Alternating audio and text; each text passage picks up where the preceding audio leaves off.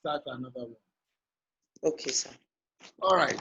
So research is a systematic process of collecting and analyzing information or data to ensure understanding of focused phenomena with which you are concerned or interested. So research is not mere information gathering, transformation of facts, rummaging for information, and catch what you get information. It's an activity through which answers are given to a question with systematic support of data. Now, under normal conditions, a good research report usually have 5 chapters. Yes, sir. There are times when you have more than 5 chapters. Sometimes depending on the discipline, but the average is usually 5 chapters. And chapter 1 deals with the general introduction, where you have background to the statement, statement of the problem, research questions and hypotheses, purpose of the study, significance of the study, your limitation of the study, and operational definition of terms.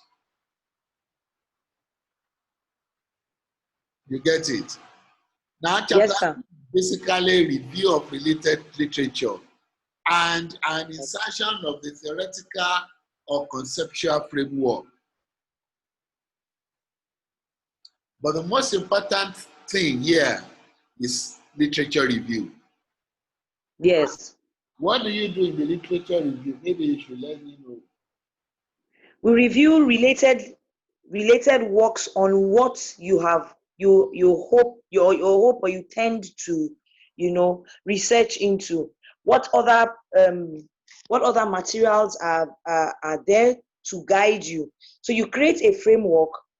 The literature review supports or buttress or guides you on works that have been done, where to the extent to which they've been done, and the relevance on all of that. The literature review All right.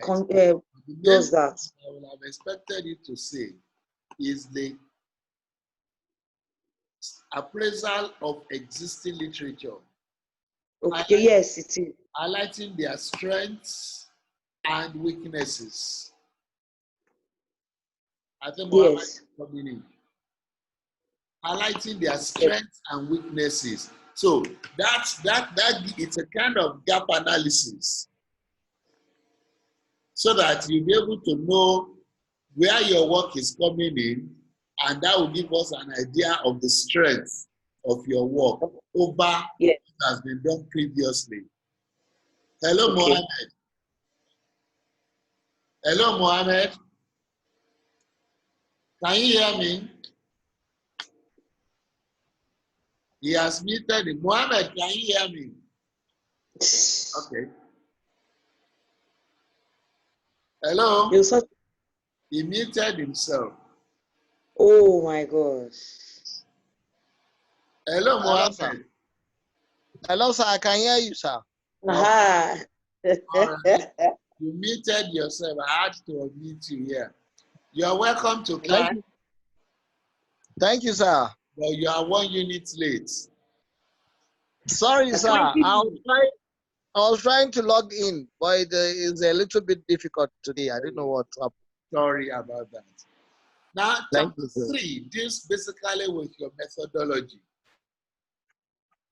And these are your research design. You have to tell us what you are doing and why you are doing what you are doing. How you want to do what you are doing. Do you understand that? Yes, sir. Okay. Now, then you need to identify the population of your study. Mohammed. Yes, sir. Can you tell me what a population is? Yes, sir. Okay, I'm listening. Based on my understanding, sir, I think is a population, or let me say a sample, a population. A population of the study means, if I can put it this way, means the number of the actual number of uh, uh, a, a population of the study means the sample, the actual number of this thing, the actual number of the actual size of what you want to take your research on. Okay, I think you eventually try to mumble your way through. yes. Gozie, can you help us, please? What's a population? The population is your area of coverage. Yeah. Is the area. Are you talking about geographical?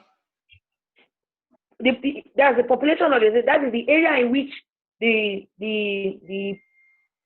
people or the people is people. Okay, the People. total number of people that are supposed to be your subject of study. Study. Yeah. For example, if you are, let's say you want to write something on an assessment of the curriculum of private secondary schools in Lagos State, your population will be all the private secondary schools in Lagos State.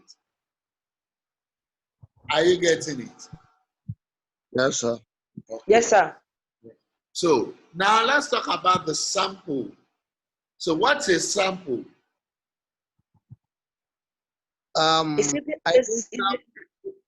Is a representation of the area or representation of the whole. It's a small representation of the whole.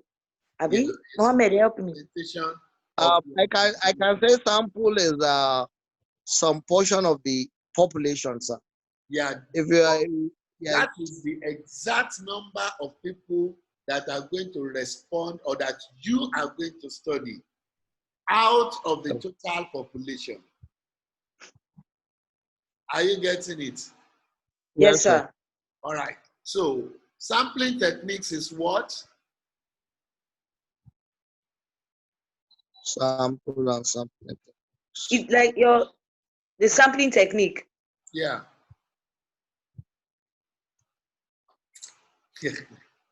Ratio. Ratio? No. Oh, sampling technique. Sampling, did they have technique? Yes, it sure does have technique. Okay. You want me to tell you? Yes, sir. Yes, sir. Consultation fee.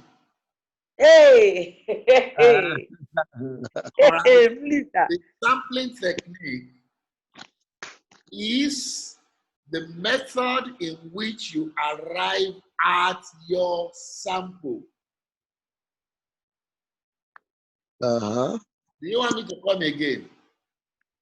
Yes, sir. Come again. The method you use to arrive at your sample. Let's have an example now. Let's say my total population is 25,000 people.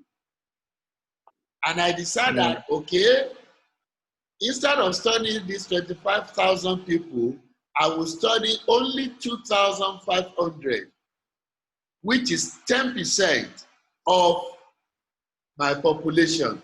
And that's an acceptable percent. Yes, sir. Are you following me? Yes, Now, sir.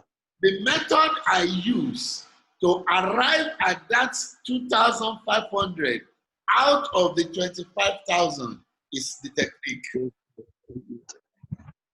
Okay. So when we are talking about sampling techniques, we are talking about random sampling. Oh. Yes. Yeah,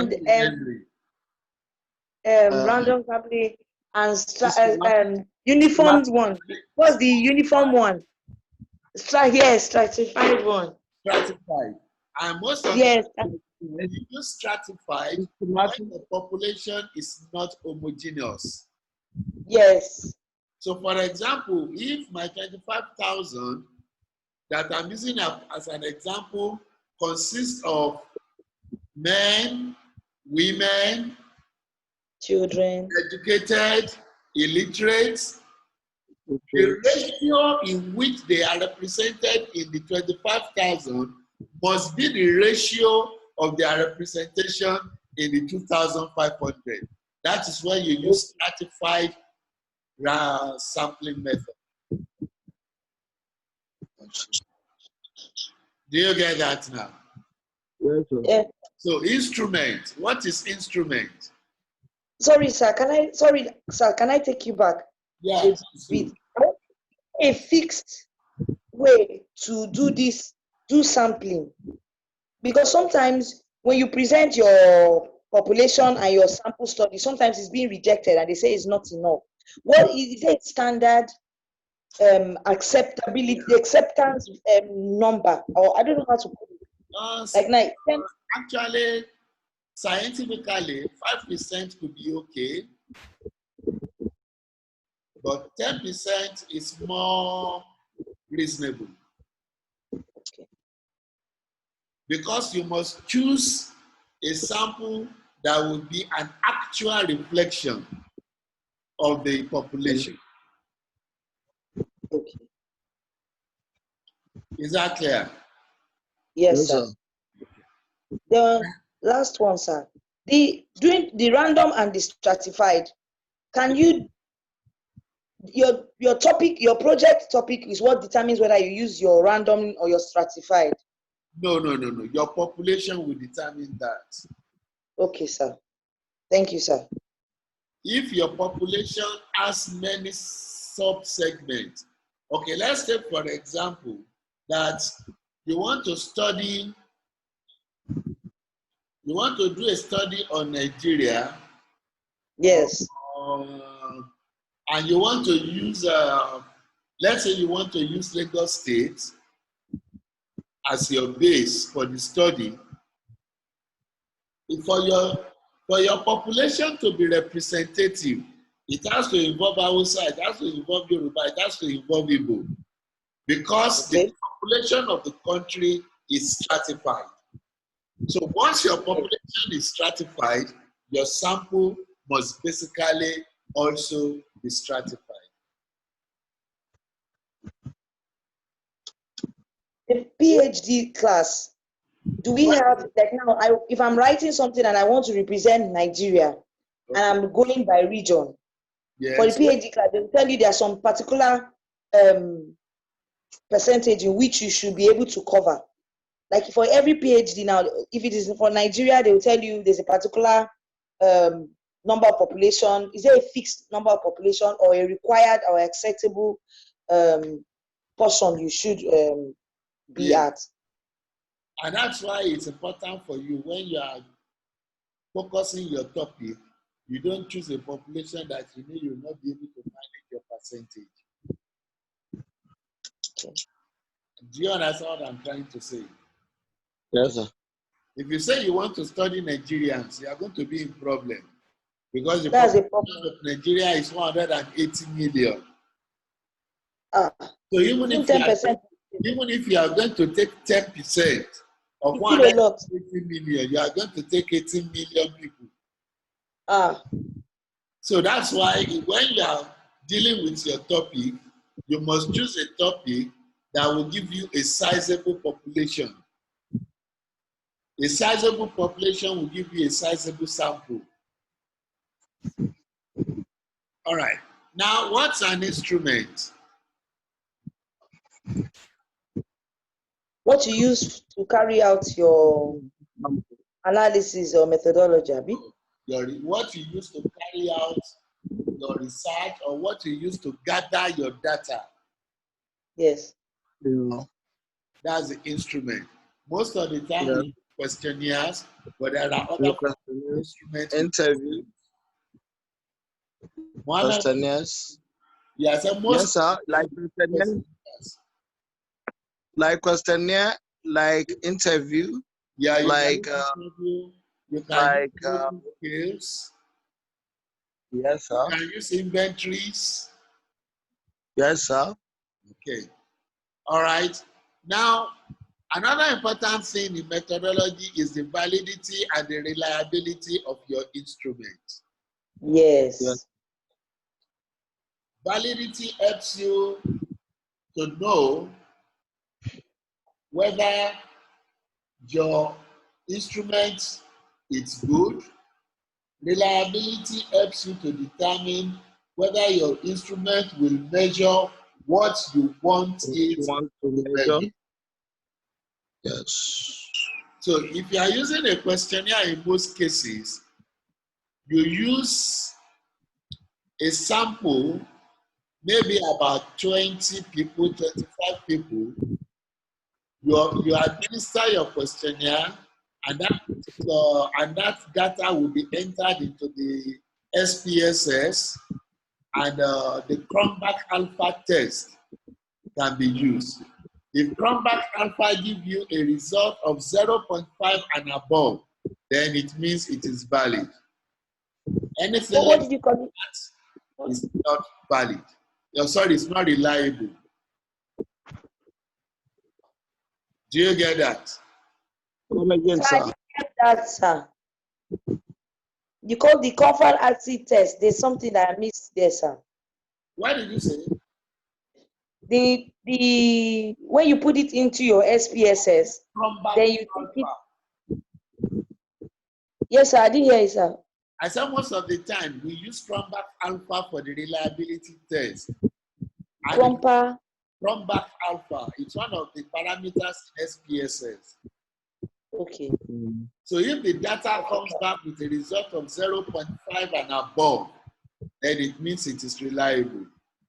Anything less than that, that's you have to go and reconstruct and redesign your instrument. Then we also have, then you administer, after the reliability test, you administer the instrument. After the instrument is administered, now the data is collated and the data is also analyzed.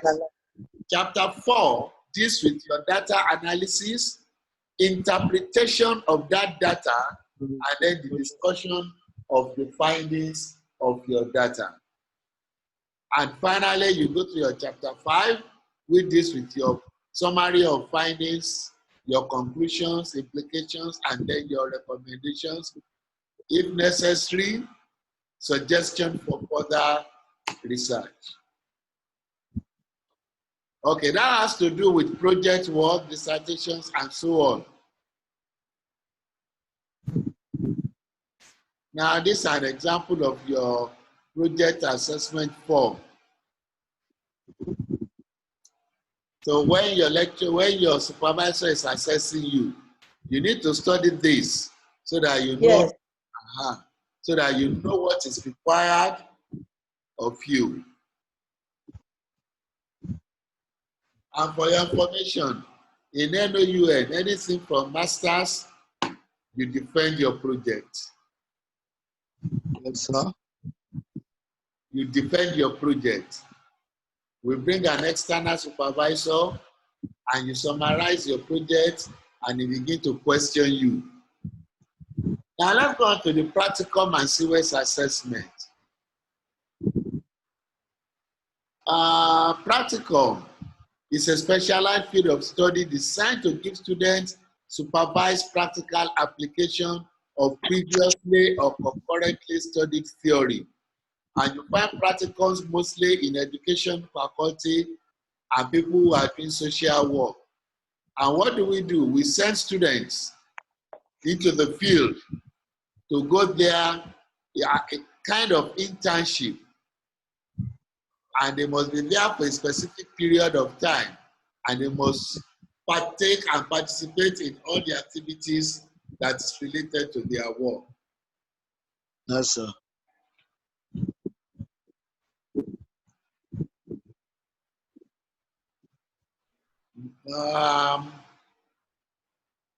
Okay, now Usually, how do we score this? In the workplace where you are doing the practical, you will have a workplace supervisor who will be keeping a record of everything you do week by week. And then at a point in time, the external supervisor comes to see you on site, assisted by the lecturers or chosen representative of the faculty. And your score at this point is very important. Sometimes, at times, you can be called to defend this. Then that brings us to the issue of sewers. Sorry, sir. This practicum, sir, you're talking about, when does this take place? It's going to be a course that you register for in the semester is going to take place. Yes. In the PhD class. Students of education administration takes this. Those in PhD classes, are they going to do this? I don't know what your curriculum looks like, but Master's Education Administration, yes. Maybe you need to check your curriculum. Because we didn't see any practicum there. Okay, if you don't see practicum there, then that means it's not existing for you. Now, CWES is one of the industrial training fund program. And CWES is designed to allow students to acquire industrial skills. And actually, CWES really looks like, what do you call it? What have we just talked about now? CWES. Like, what did we finish talking about now? Practical. CWES. Practical. Yeah, but one practical has a duration of 6 weeks. CWES most of the time has a duration of 6 months. So CWES is more intensive. So look at the objectives: to bridge the gap between the university and the workplace, to give the students an opportunity to apply theoretical knowledge in real work situation. And when we are talking about CWES, the institution has a part to play. The employers, the industry has a part to play. The students also has a part to play. And somehow, sometimes the industrial training fund pays the students a certain amount of money for the work they have done. All right, so let me just skip that. And then on CWES, the student also writes a report, which is submitted and which is also assessed as part of the assessment of their CWES. Then I did something like this. Seminars, teaching practice, and practicals. So there are some people whose work are practical oriented. They will be assessed in the laboratory. There are some courses that seminar presentation is part of their work. And then for education people, teaching practice is also part of their work. And teaching practice also take a duration of 6 weeks. All right, do we have our discussion forum here says reflect on the conduct of the exam, research project, and CWES in your institution. Sorry, sir, we missed something, sir. Yeah, what's that? The lesson plan, the going up lesson plan, the order of the. Yeah, I missed it intentionally. Yeah, I wanted to talk about this lesson plan. Okay. This lesson plan, because it's this, I think there should be a change or an improvement or a review of the lesson plan. This lesson plan thing, because what is done is it makes teaching to be very routine and very routine, non-creative, and all of that. If you look at lesson, can make teaching even more creative. It depends because these teachers now, what they do is they just copy all through and follow, and that is what like what we do. is they are not supposed to be copying. Yes, they That's can what they be do. creative. Now, you see, from the area, even though you can have a straight jacket sections of your lesson plan, your presentation plan is where you're supposed to be different. Are you getting what I'm saying? Yes, sir. Okay. Your presentation, you can play with it. Okay, I want to use this method to present this lesson. Who is going to stop you? It's your class. And then you bring in different types of instructional materials. Or don't let me use instructional materials, teaching materials, teaching aids. All those things can enliven your class. So the onus lies on the teacher to make the lesson note to be creative. Yes. Do you get me, Gozie? Yes, I do. It's just that the way it is now, teachers will just write like an incident that happened. One time I was heading a school. They submitted their lesson plans by Monday. They collect it by Friday. And what teachers will do is when teachers submit by Monday, I deliberately did not return their lesson plans till like Friday. And the teachers came on Friday to come and pick it. But I feel lesson plans are supposed to be your work tools in which they should guide your teaching. Yeah. But most teachers don't use it. They just write it and dump it for your supervisor or for your head of school or for your vice principal. Yes. So most times I expected teachers to come and ask me for their lesson plan, and nobody did. And I was shocked because I feel it's like your lesson plan is like your list that you use when you're going to market, because it should guide you so you don't freestyle inside the class. The plan has to be in the class, so you know where you are moving to when you are You are going, this. Because a but very good lesson plan should detail the time you will use for each activity. yes, Yes. you just write the lesson plan for the admin people, for the vice principal or for the head of school. They just write it like that. Yeah. So what I do now is I tell teachers to do me a comprehensive lesson plan. That is, give me a map of your walkthrough for the term. Give me a map for your walkthrough. So you actually sit down and plan your way, your walkthrough. Then your lesson plan will be the use of this to make the detailed one. Like, give me a mind map of what you're going to do from first week to 13th week, just like short notes and small details. Give me a sketch, which is not the scheme or the syllabus. Just give me what you plan for this term with the guide for the 13 weeks or for 7 weeks. Then your lesson plan will have your detailed day to day. So that makes the teacher actually use the lesson plan as a tool teaching in class. But when we give them this, they just write it for me, submit it, and walk away.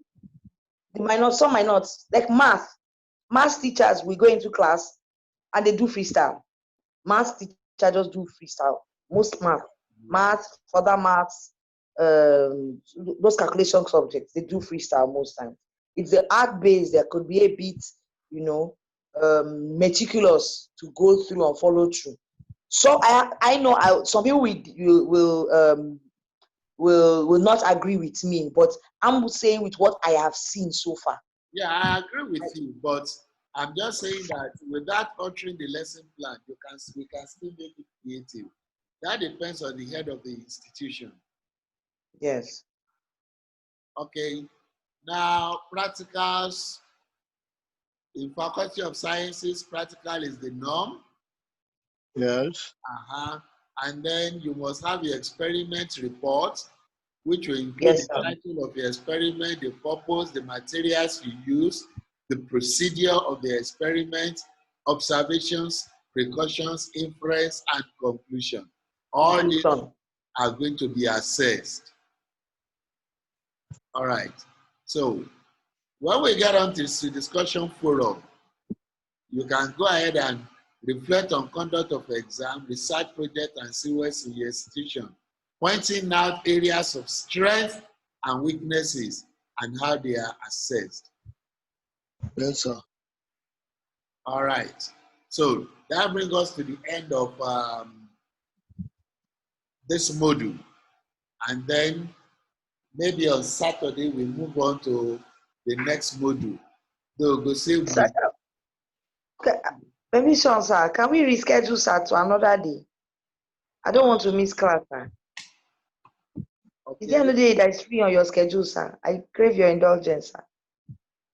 all right, let's try Sunday. Okay, Sunday, sir. On Sunday, 20. by what time? 10 p.m., sir. Yeah, let's say 10 p.m. on Sunday. Okay, sir. 10 p.m. is still good, sir.